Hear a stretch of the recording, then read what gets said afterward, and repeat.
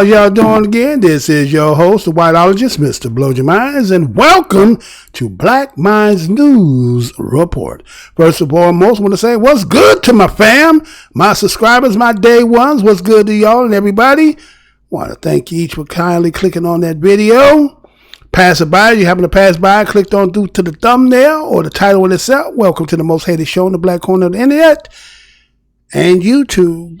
Go down the aisle. We always got a grand opening. Happen to see something to make you feel some kind of way. Remember, the motto of my show is the truth. Don't need no partner. Let's blow your minds. What's up with these one hitters? Well, you know, I got to do what I got to do. Try to get it out here as much as I can, right? Because you know they out here suppressing the hell out of me. So anyway, I came across this here. It says voters in November, not courts, will decide the fate of temporary protective status for Miami Haitians and others. Let me say that again.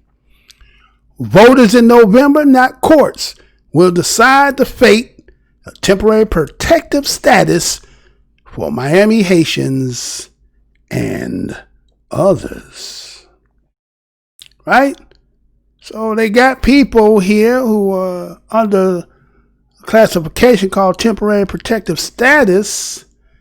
And they say, you know what?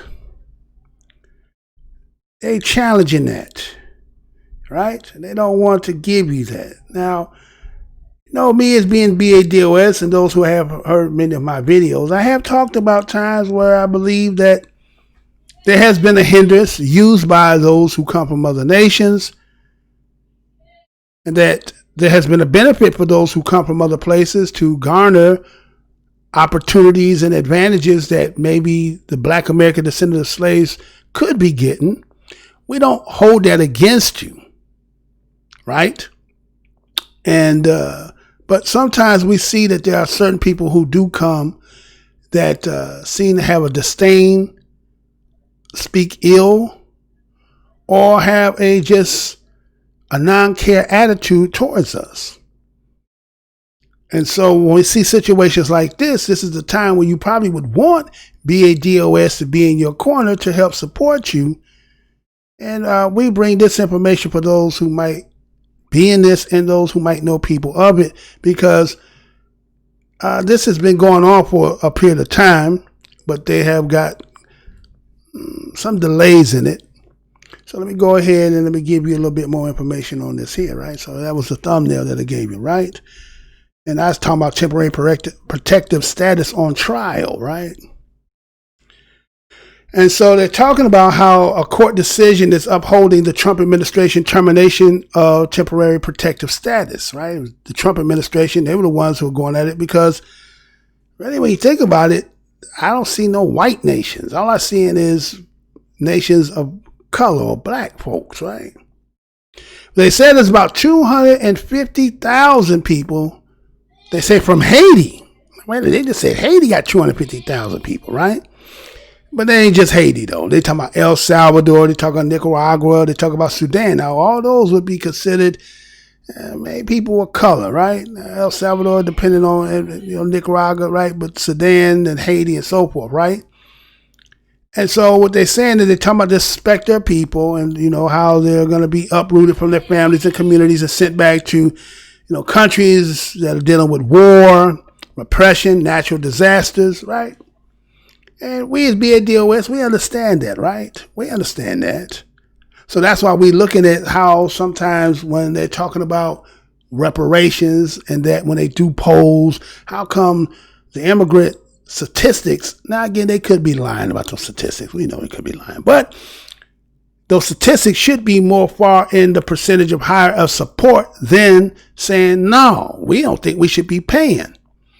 So when that kind of happens, this is what kind of like, our ancestors in the spiritual world and the whole thing about 2020 and a lot of things that are karmic are coming back on people who've been against us. Now, I'm not saying that everybody, the 250,000 is that. I'm just saying that there has not been a full support about what black people in America, the descendants of the slaves of slavery, and we don't have the full support. And also there may be two sides, there might be a two-side cut here because also you have an election And then I'll talk about that a little bit more, right? So they talk about this is a long legal battle, and this is just one step. And this will be the fate of a lot of those, and it said, according to this November 3rd election, a lot of this stuff will be decided. And the point is, this is not going to be decided by a current administration or by the judges. Now, again, I think it's today, it was the decision that was about a case that went back in time called the Ramos versus Wolf. And in that, there was 3-judge panel. It was done in the Ninth Circuit Court of Appeals. And they had reversed a 2018 preliminary injunction from the federal district court in California. And the court had found that President Trump referenced to El Salvador, Haiti, and African countries. Remember when he said shithole countries, right? That became this term everybody uses now, colloquial, right? But they use it to denigrate these places, right? And so what they have done is taken that term, right? And saying that it is because of him saying this, they call amicus, right? Meaning you have a disdain, you feel bad, ill will to them and so forth, right? So they believe that that statement has influenced the people who making the decision about the TPS, which is, the TPS stands for temporary protective status. So they believe that the president of the United States saying the things that he said has somehow influenced their decision about, relinquishing this TPS. And so they did is they had a hearing before the Ninth Circuit panel, and this request they're doing, they're trying to get it requested so whether they would have to be granted to be able to be seen or heard. And so they, regardless to whoever wins or lose, they feel like, let's say, for instance, if the victims who said that because of what had been stated are being affected by it, if they should win, the other side is going to appeal it. If they lose, they're going to appeal. So they know that this is most likely is going to end up going where? To the Supreme Court. And, court proceedings don't end in a week, a day. So this can take perhaps a year or more. And so according to the article, it talked about that the government has already stipulated that it will not actually terminate the TPS until the appeal process is completed. So they're going to allow for that process to, render its course. And at the end of that, now again, you're talking about administrative, and people behind the scenes are pulling levies and pulleys and buttons, that if the same administration that is in here now, and these are the ones that are, facilitating this, you pretty much know what's going to end up happening. But in the case of those who are, let's say, Haitians, right? According, if they lose, right? There's an independent protected but a separate injunction issued by the New York federal judge in the Saget versus Trump case, right? So something in this Saget versus Trump case allow that these Haitians have a different type of standing, right, or status. As a matter of fact, when you think about that Saget versus Trump, this was a lawsuit that challenged that Trump administration decision to terminate the temporary protective status for the Haitians, and how the administration announced that the TPS for Haitian nationals will expire on July 22nd, 2019. Now, those who are Haitians that were fell on this was already over a year ago. But because they filed this case, right, it allowed them to go through the process here, and they believe that, the lives of about 50,000 Haitians and about 27,000, which would be U.S. citizen children of Haitians, so you're talking about 77,000 people, could be endangered, they say, their lives if they do not, get this protected status and being sent back. And so in this suit, it alleges that the violation of the law, what they say the Constitution, by Trump administration officials seeking to operate, what they say is that the president racial amicus, right? The Amos. I said amicus. I said that wrong. I'm sorry, y'all. Amos, not amicus. Amos. the racial animus towards Haitians. Despite the mandatory statutory criteria and procedure required to elevate the TPS designation, right? So there's a designation, there's a requirement that if the Haitians feel, they should still be able to require to do it. That you cannot, and they're trying to say, based on him, using his animus, talking about we come from shitholes and that we do nothing but bring in, they're using that as a defense, right? They're going to use that as a damn defense. Okay, so, here we are, Black American descendant slaves. That's why we don't understand why people who come from other lands, why you don't support us. Because see, when you in these situations, who you think going to advocate on behalf that can give some weight? You need some roots. You know what I'm saying? Kind of like you got a tree you holding on. You holding on to some weak branches. But if you could get to the tree part that got the roots are steady, you might got a better chance. So for those, we have seen people who come in from other places who, try to tell us we need to leave and what we fighting for, but y'all fighting to get in here, right? So when these situations happen, don't you think that you need to, again, plant yourself next to the soil, find ways of advocacy? I understand that there's a possibility that you can't really advocate like that because it kind of taints your status, or if you haven't got your full status as an immigrant to become a citizen, that you don't want your name out there and your face out there. But if you have the opportunity that somebody asks you, then you should at least say yes, if that's the minimum you could do.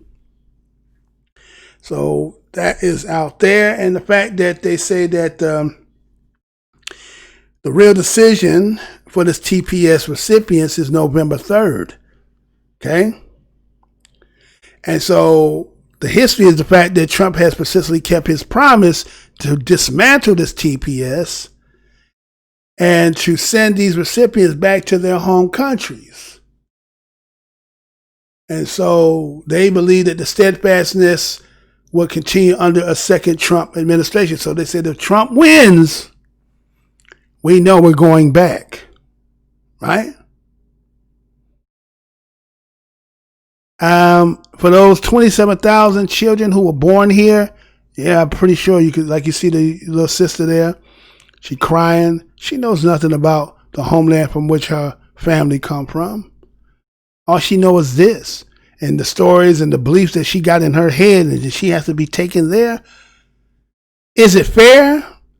As being a Black American descendant of slavery, I myself can't tell you what fair is in this country.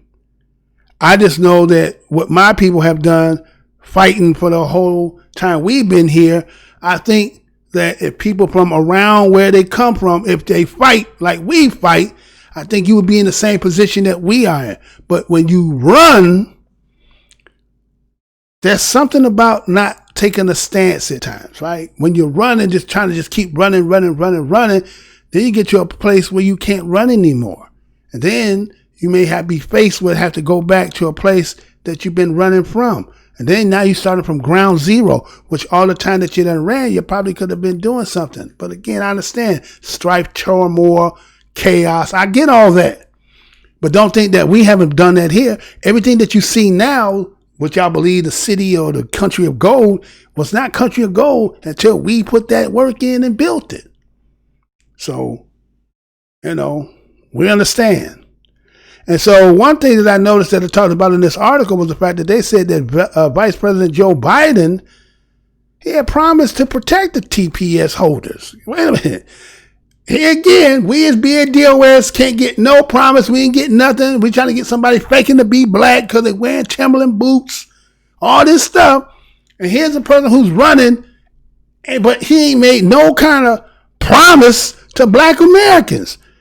But he gonna promise y'all. So he's saying, hey, 77,000 y'all, or I ain't gonna say all 77 because them 27,000 may not all be voters. We're gonna say the 50,000 of the adults and the other ones. All right, I'm gonna protect you. You're gonna vote for me. That's what he's saying. You're gonna vote for me. It's 70,000 of you, right? So he making a promise to get him something, but what really promised? He said he's gonna protect you. Okay, but see, at least y'all getting something. Here's Black America saying, what we get in exchange for our vote? See, y'all got a promise. We can't get no promise. Where our promise at? So he's talking about the fact that it went in the article talking about being returned to an unsafe country. See, everybody got something for those who come from somewhere else. But those who are already here, y'all ain't got nothing for them. And those who sometimes come here, you act the same, that we in that position because we don't want nothing. Don't you see that sometimes that a lot of things that we should be getting, that they use certain people as buffers to keep us from getting? But maybe that never crossed your mind. Maybe that's not the conversation, or that's mum's the word. And so he, again, part of the promise is that he don't want to bring them back to unsafe countries. He want to find a way to make a path for them to get citizenship for the long term of the TPS holders through immigration reform. See, you're getting reform. He promised to protect you. Well, look at we as BADOS in this country. Nobody got to give us nothing. And then y'all wonder why y'all doing all this going around not to deal with us, because we the big joker. We the big and the little joker in this pack, and the ace of spades, the king, the queen. There ain't no cards that can beat this. So instead of dealing with that, you're trying to find a way. You're trying to play all your hearts, your diamonds, your clubs. You're not trying to go to that spade, because once you go to that damn spade, it's over, ain't it? Anyway, so he's promising all these things, path to citizenship, immigration reform. He's gonna make legislation that will require action by Congress. Now, wait a minute. Action by Congress. But still, Congress still got to be the one to vote. But see, these are, again, sweet tongue words. These are words of promises, but after you do what you do for him. If you could get him in, he said, I'm promising it. But still, there's still a process, just like this court process, in order for you to get that, right? Ain't that something? But the point is, here's a person who's running for a Democrat Party whose constituents are primarily a dominant of the Black American, but yet you ain't got no promises, right? You ain't talking about nothing about legislation. You ain't talking about nothing to the path to nothing to get you nothing. But you did say is I'll give you a path if you include somebody. Right? So it's kind of crazy, right? But everybody saying we complaining, we bitching and moaning, but the fact that y'all ain't trying to give a motherfucker nothing. That's just the truth. And so, according to they're saying that the fact of these recipients is the fact that their contribution that they say 5,000 TPS holders in our state, when they're talking about in Florida. And they want to talk about the 1.7 billion to the GDP, right? But that's just a small portion. How much to the GDP that we as Black Americans contribute to it? And again, this is the country that we have built and our ancestors have built. I think, again, I have a video that I'm going to come out and put out that, we actually we coming right out of slavery. Well, let me tell you something right quick. Because I'm going to put this video. I got a video I'm going to put out for us too. Coming out of so-called after the Civil War, do you not know that they created a bank that we put $57 billion back at the time of, during this time, between 1865 to 1874, we put $57 million in the bank. They took our money and invested into this country, and we got no return, but somebody in this country got all that we put in there. So how anybody keep trying to say that Black people are not patriotic to this country when we put more in this country than you're ever going to account or give us credit for? But everybody else can get some promises, but we can't get nothing. So they just show the trueness of who y'all are underneath, right? And so they talk about how uprooting families and forcibly returning them to a country suffering natural disasters and repressive government. Well, okay, we got repressive government on us too. But the problem is, ain't no way to send us because this is the country that we built. So how does, when they talk about seniority, like you got a job and they talk about seniority, what does seniority even mean? Seniority don't mean nothing when they come here to us. We seem to be, because we could have the seniority position, it's like keep passing you up over the job because they didn't want you in a position. So they just keep passing you up, passing you up, passing you up.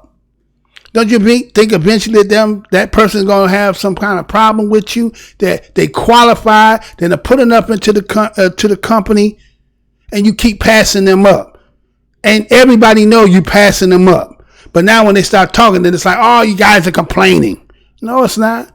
The fact of the matter is, y'all know what it is. But this is just a true testament of who you are as a person, right? And so they also talked about the fact that they talk about when you go back to the 2000 election, when you talk about when George Bush versus Al Gore, and that remember how the difference in that presidential race was about 537 Florida votes. So they believe that the twofold of the reason why the TPS and trying to get rid of it is foreseeing this time of this election and getting them up out of here so that that wouldn't happen to him. It could be part of that. I'm not going to say strategically that's not part of it, but then here's the other side of the Democrats who are offering you, and here we are, just got on 201 year, what you say, the 1619. Y'all came with some kente cloth, right? You gave us a person who once say they black, but then they say they Indian, then they say they Caucasian, all kind of stuff. But we say, I keep them pretty, looking good and all that, but no dough, huh? Pretty Tony in us, huh? Pretty Tony in us. And so here it is. They're saying that they think the allies of Trump knows this, and they're working hard to suppress the votes of the people, especially those who were supporting immigration reform, right? And try to put an illegal immigration question on the 2020 census to determine immigration participation. So I guess in that they was putting that in the census. And so November 3rd, the polling places where they say several immigrant communities will have long, long lines because they all know the effect of this going to take a place on a lot of them. So they're going to get out there and vote. So they believe that Trump is trying to use this to deter. But again, like I said, Black Americans have been the greatest philanthropists the world has ever seen. We have given people a place of refuge when we ourselves don't have a place of refuge. We have given you a place to lay, to build families and everything. But when it comes down to when y'all need to be in support for us, now again, I'm not going to say that all the data and statistics shows true blue of what it is, but the way that they depict y'all don't really support. Like you feel like if there is going to be a ADOS, a BADOS tax, a lot of people feel like they don't think they should be paying, but yet, according like this story, you built children here, you was able to run here, you're building a life and stuff with your family. Why are you not entitled? Why you don't believe you owe anything? You know? Take this break, be right back. Check us out, y'all.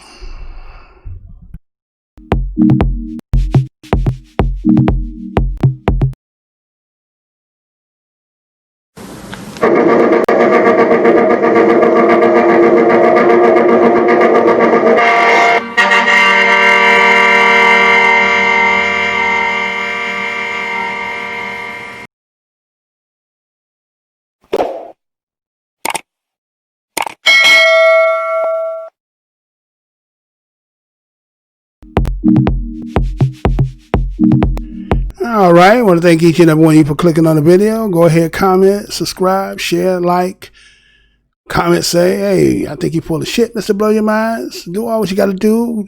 Those who are subscribed or have subscribed, make sure that you go back and check and see if you have been unsubscribed, and check to click that notification bell because YouTube is doing everything it can. Again, been in business since 2012. You couldn't tell based on the few views I get because they are suppressing because I am the most hated show in the black corner of the internet and YouTube. So give me a comment. Tell me what you think. Again, family is part of the diaspora. But we did living in a day and time that we had to foresee the future of ours and feel like, hey, you know what? When I look at this, it's like some of you who were born first generation from your parents leaving, it wasn't your choice. It's something that you was born into. But think about if you've been where you are and fought and build where you at and fight the good fight like we have done here, you could have a place for us to run to. But see, like we have to be the refuge for the world. And then there's a lot of people who look at that and think that they don't have no allegiance, loyalty, are nothing towards us. And then they talk and spit in the wind at us. Well, tell me what you think. Again, this is the most hated show on the black corner of the internet. Until the next show, y'all. You know what I'm going to say, don't y'all? You know what I'm going to say, right? Until the next show.